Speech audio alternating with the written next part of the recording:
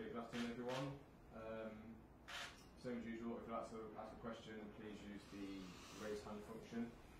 If you are struggling, just please drop me a WhatsApp or text. And hopefully we're going to start with Ian Abrahams. If you're there.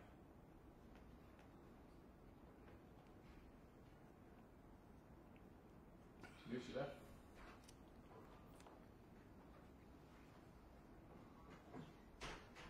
Okay, we're going to...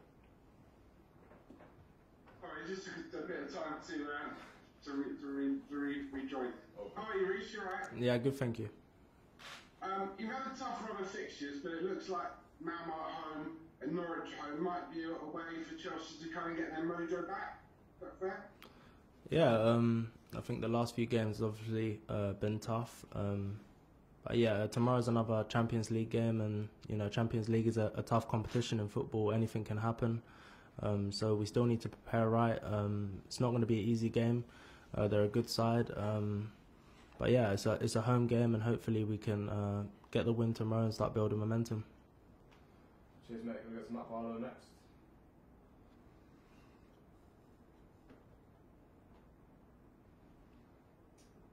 Hello, Reece. Trying to sort my camera out. Hello, it's Hi. the first time I think we've seen you since the story about the break-in at your home. Are you able to talk to us a little bit about that and update us? Has anything been found, and how does it feel to a footballer when you lose something as irreplaceable as Champions League medal? No, there's no update. There's no lead from the police or anyone. It's obviously tough to take, someone breaking into my house and taking such valuable items. But at this moment, there's nothing I can really do. I just kind of have to take it and move on. Is it a case with a sportsman that those items are in a strange way, like the things you really can't afford to lose? I know you could win another Champions League this year, but yeah, of course. No one wants to lose medals. They mean a lot to every player. To win a trophy is hard, but when it gets taken away from you, it's obviously tough. Cheers, Matt. We're going to move on to Paul Gilmore's guy. Thank you. Hi, Reece. Hi. Reece, we were talking a bit with the manager about players maybe being tired or sort of mentally tired or whatever, just a lot of football coming. Just wondered what that's like from a player point of view, to be going in from big games at a club like Chelsea, big Premier League games, into Champions League, into, in your case, England as well. How do you find the calendar, and how do you cope with all of that?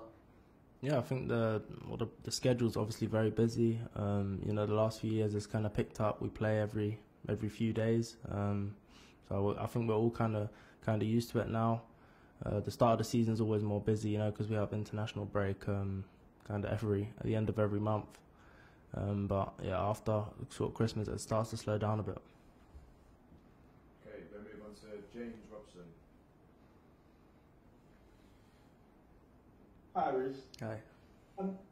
For anyone to go through what you've been through with the break-in, it's a terrible thing for anyone. But for a footballer who's got to concentrate on playing and focus on every game, how difficult is that to know that went on at a moment like that? Does that in any way cloud your thinking ahead of preparing for games? No, nothing changes. It happened. It may well could happen again. And no one knows. But no, it doesn't affect the way I prepare for a game. I still have the same routine, the same mindset. Okay, we're going to move on to Matt Nash and then finish with Matt Dunn. So, Matt, Hi, Reece. Hi.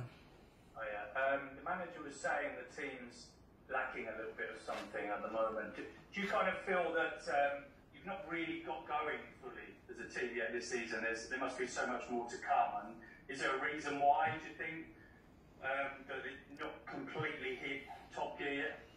No, I think it's still early on in the season. We're not going to be at the highest level yet. It's still a long way to go. We need to. The last few performances probably haven't been the highest level from us, but you know, once we start winning and finding form and picking up momentum, then I believe our performances will get better. Thanks. Thank you. Last one now, Malcolm.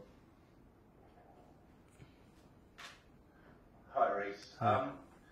I'm just tossing up. You played it already nearly 150 games in your career at such a young age, and with internationals as well.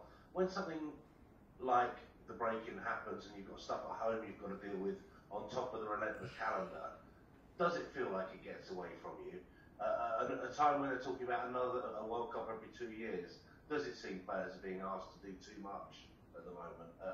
Can you be a human being as well as being a footballer? Yeah, of course you can be a human being. You know, everyone has.